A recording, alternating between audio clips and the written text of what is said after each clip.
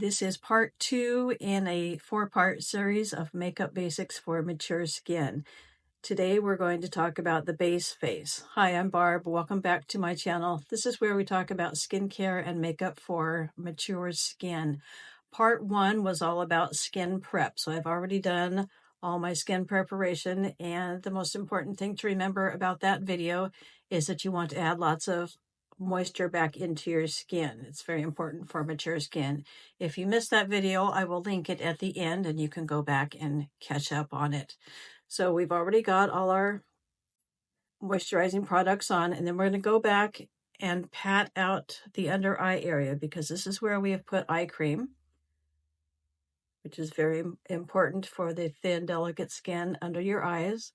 And you want to tap it out to make sure that there's not any extra there because that can cause creasing. So once we've got that all patted down, we're going to start with color correcting. Color correcting is always the first step in applying your makeup. And I have a deep line right here. I have one of my 11s, and then I have some acne scars here.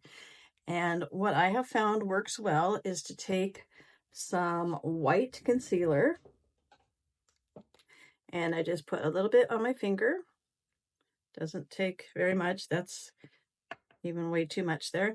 And I take a brush like this. It's a concealer brush, but it has a little bit of a point on it, so I can get into all the crevices. So I just like to go and put some right there, and then I put some in these acne scars, and then I go back and pat it out. I pat out what is left on the surface, and it will leave the white concealer into the scar or the deep wrinkle. And you can see that that makes it a little bit less noticeable. So that's the first thing I do for color correcting. The second thing is I color correct any redness. If you have any redness on your face, like rosacea or acne or broken capillaries, you want to use a green concealer because green is opposite red on the color wheel, and so it will cancel out any redness. And what I like to do is take a little bit of green concealer on my finger and mix it with just a dab of our color correcting tinted moisturizer. It doesn't take very much. And then I'm just going to mix it with the end of the brush. And I mix it with a tinted moisturizer just to give it a little bit more moisture. And then I have some broken capillaries over here. So I'm just going to dab on a tiny bit. Only put as much as you need to conceal the spot. There's no need to go any bigger than the actual area. I have some redness around my nose, so I'm going to go in there.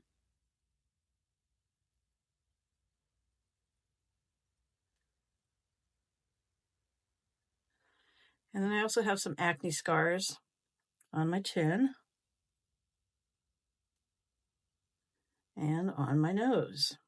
Lots to correct as we get older. And then next, for color correcting, I'm going to let those dry for a second. And then I'm going to go in with a peach toned shadow sense. This is called Candlelight. And if you have any under eye circles, you want to use something with a peach undertone. Peach will cancel out blue and purple. And I like to use a pencil brush because I can get it directly in where I want it without spreading it too far and wide. Get it just where you want it. And it's okay if it looks a little peachy orangish like this because we will cover that up. I'm going to let that set for a moment. And if you don't have anything to color correct, you can skip this step, and that is awesome. Okay, now we'll go back and start to blend those areas. Take the concealer brush again. All the larger areas I'm going to pat down with my finger and then just blend the edges with the brush. Using your finger, the heat from your finger helps to melt this into your skin a bit. All the products I'm using are skincare infused cosmetics. So you get both long-lasting and skincare infused. You don't have to sacrifice one for the other. Usually if you have a long-lasting cosmetic product, they tend to dry your skin out because they use harsher ingredients to make them last longer. But these products that I'm using are from Synergens, and they are skincare infused, so they do not dry out your skin. Quite the opposite. They are actually good for your skin. So then we'll go back with my finger and just tap out that Candlelight Shadow Sense a little bit.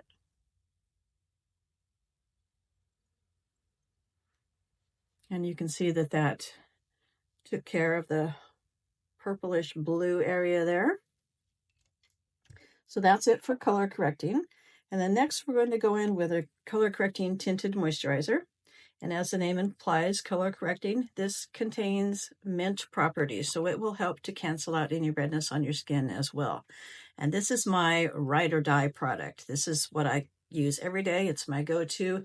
It's extremely lightweight. You don't even know that you have it on. It is water resistant, smudge resistant. It will last all day and all night. It's not going to sweat off in a humid climate. And it's packed with anti-aging skincare. So it's got all the things that we need for mature skin. So I just put some on like this. And honestly, a lot of the times I don't even do my forehead because I have bangs, but I will today. And I'm just going to use that flat brush to spread the tinted moisturizer out. And we're going to let that dry down for a minute or so. And this will allow you to get a fuller coverage if you let it dry down and kind of melt into your skin a little bit. And then we're going to go back in with the concealer, which comes in an airless pump like this, as does the tinted moisturizer. You get every last drop, nothing on the sides, nothing on the bottom. And I like to just put a little bit on my finger and warm it up a little bit. And then I go back with a fluffy brush. And I'm going to put it onto the orbital bone. I'm going to tap it with my fingers and let that warmth from my fingers melt it into my skin. Like so. And then the rest of the areas, I know that the tinted moisturizer will be enough coverage. So now the tinted moisturizer has had a chance to sit. So now I'm going to go back and stipple it. And this will give you more of an airbrushed finish rather than just swiping it around your skin in circles. So just tap it on, always bring it down onto your neck. And I like to use this flat kabuki brush, but it's flat, but it has an angle to it. It helps to get in around your nose and under your eyes. You can see that where I put the white concealer, that is much more hidden now than it was. And then I'm going to go in with our brow product, which is a volumizing brow gel. This contains Capixyl, so it actually helps your brows to grow, which has been quite a blessing for me as my brows have gotten a little sparse as I get older. It contains a little tiny spoolie like this. It goes on just like a mascara would. First, I like to brush up my brows with my other spoolie.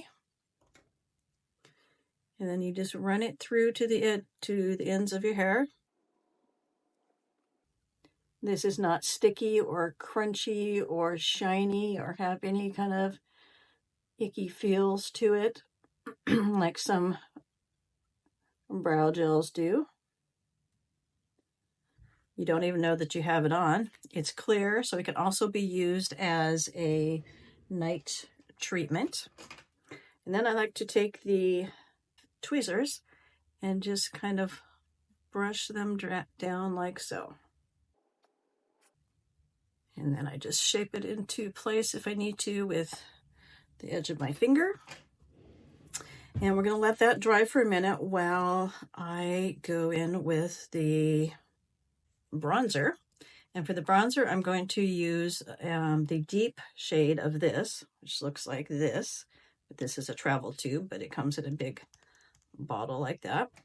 And I'm just going to apply some to the back of my hand. And then I'm going to take a brush like this. And I like to disperse it around the bristles on the back of my hand first. So wherever you put the brush first, there won't be a big glob of color. And like I said, I don't usually do anything with my forehead because of the bangs, but I will here just to show you. So it goes up here, and then you kind of make a 3. So you go like that. So you come down onto your cheekbones and down on your jawline. And this just gives a little bit of color to your skin, because once you put your foundation on, your face becomes one-dimensional. And the purpose of a contour, bronzer, highlight, and blush and all those things is to add dimension and color back to your skin. We're almost done with our base face. The only thing we have left to do is go back and put in some brow color to fill in any sparseness that it may have. Our brows tend to get a little sparse as we age. So just give it a light touch of color to fill in any areas. And I prefer a more natural looking brow, so I don't do much more than that right there. And then I like to go back with the spoolie and just brush that out a little bit. Make it a little bit softer looking. And that is all I do for the base face. If you found that helpful, go ahead and give me a thumbs up and hit that subscribe button, and make sure that you come back for part 3, where we will talk about adding color to our base face for mature skin.